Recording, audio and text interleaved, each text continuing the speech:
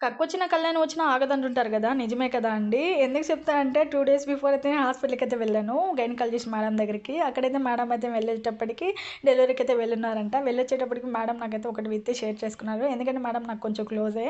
So, ఏంటంటే ఆడపడుచు కాస్త వదినమ్మకి అమ్మ అయిందంట. ఏంటి మేడం అంటే తన ఆడపడుచు సహాయంతో నా దగ్గరికైతే వచ్చింది. యాక్చువల్లీ వాళ్ళకి పెళ్ళయ్యి 11 ఆర్ 12 ఇయర్స్ అయితే అవుతుందనుకుంటా. ఇప్పుడైతే ప్రెజెంట్ బేబీ బాయ్‌కైతే జన్మనిచ్చింది.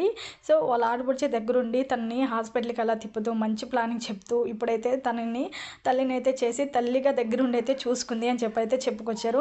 నిజంగా నూటికొకటు ఇలా ఒకరుంటారు కదా! అదృష్టం ఉండాలి. ఆ వదినమ్మ ఎవరో ఆడపడుచు అలా ఉన్నందుకు. నిజంగా ఈ కాలంలో అంటే ఈ కాలంలోనే కాదు, దాదాపు చాలా మందిది ఎప్పుడెప్పుడు వదిన, అన్న కాపురంలో అయితే చిచ్చు పెట్టేసి, చిచ్చు రేగలిద్దామని అనుకునేవాళ్ళుంటారు. ఇలాంటోళ్ళు ఉన్నారంటే నూటికో, కోటికో ఉంటారబ్బా! మేబీ అదృష్టం ఉండాలా? మనకైతే అలాంటివి లేవులెండి. నిజంగా ఇలాంటోళ్ళు అందరూ ఉండాలని చెప్పైతే కోరుకున్నాను. హ్యాపీగా ఉంది.